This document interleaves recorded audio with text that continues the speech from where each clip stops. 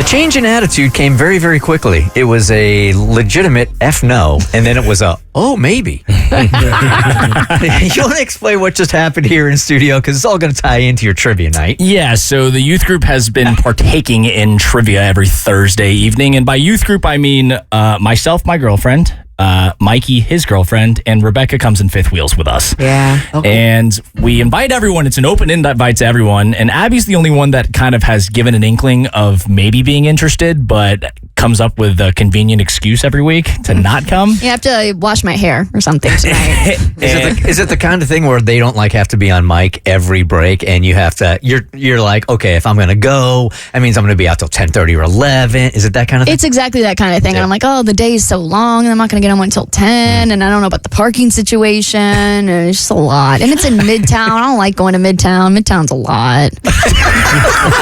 Wow, that's the oldest young person I have ever heard in my life. I'm literally wearing a cardigan. How much more granny can I get? Well, I posed the question again, inviting Abby, you should come tonight to trivia, and she gave me a resounding F no, and I took it to heart, but I did tell her that one of my buddies is planning on coming, and it's a guy that I have kind of loosely been trying to set Abby up with, and so maybe tonight's the night. You felt a little bit more invested after that. Well, my ears were perking up because I'm more desperate than ever. I'm pushing 30. I'm like, So is he. Time is ticking. But here's the thing: we have said loosely tried to set up. You have tried and failed in this department with the same man already.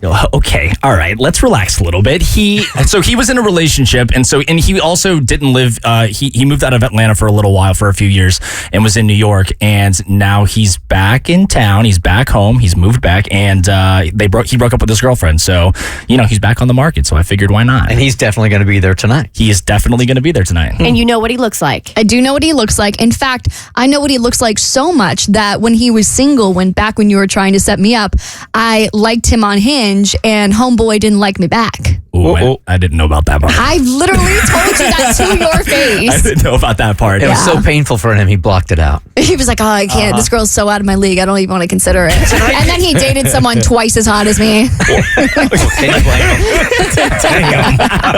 Well, hey, maybe you guys are in the same desperate place now.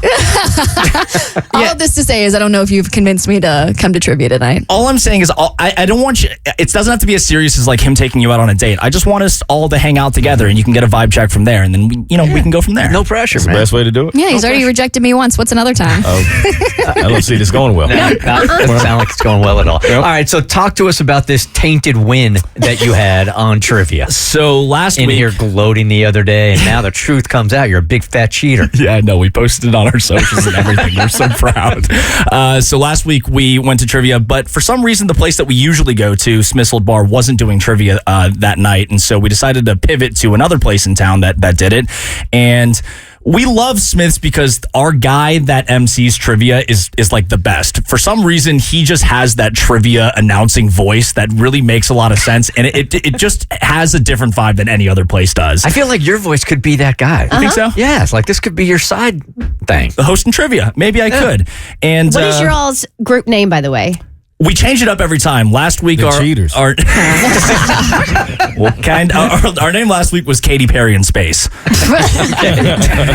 Okay. And so as soon as we get there, it already feels off. It's not our normal place. And the woman who was, the host for the evening basically made an announcement that was like, make sure you tip your bartenders, tip your servers, and also if you want to buy me a drink, feel free to. And I was feeling particularly generous, so I kind of yelled out, "What's your drink of choice?" And she said Fireball, to my astonishment. That's terrifying. Is anybody going to be understanding any of the questions by the end of trivia because she's going to be slurring her words so bad? Does everybody have a Fireball terrible experience? Everybody. Absolutely. Yes, right? absolutely. Anybody Never again. over 20? Well, no. Anybody over 17? I will say I still love it, honestly. I'll admit that. Yeah, I still like it.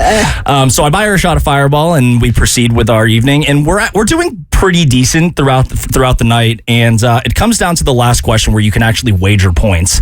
And the question was kind of a tough one, but we had at least two guesses for it. And the question was, despite its name, what rare earth element is most commonly mined in China. Okay. And we were like, all right, I think we've got a good shot at this. So we wagered the maximum amount of points that we possibly can. And we put our guess down. Cassie, you look interested. Do you have a guess for what this is? What was the question again? Despite its name, what rare earth element is most commonly mined in China? Despite its name. So Rareninium. Not in China. Kristen's trivia team name is I'm an idiot. It's called went to the University of Kentucky. So not that it matters, but we were between the two that had names to them, californium and germanium, and we guessed, what did we guess, californium? California. And then we ended up getting it wrong. And then they're announcing the winners, and we wagered the maximum amount of points. So there was zero chance that we could have won. And we were in about third place at this point, and they have like a TV behind them that basically scrolls through all of the teams and like where you're placing. And, you know, it's like there's like 20 plus teams that are playing, and we're looking and we're looking and we're looking. And all of a sudden we show up in first place by like a mile. She just gave us the win. And we didn't say anything, and we kind of just took it. Wow.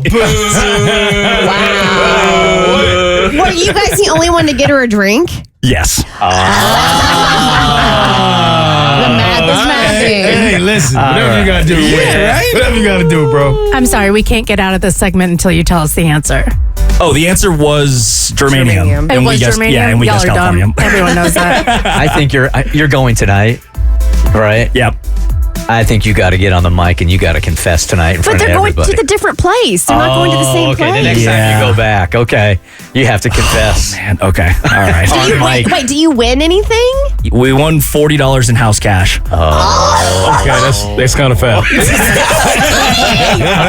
stole money. Yeah, you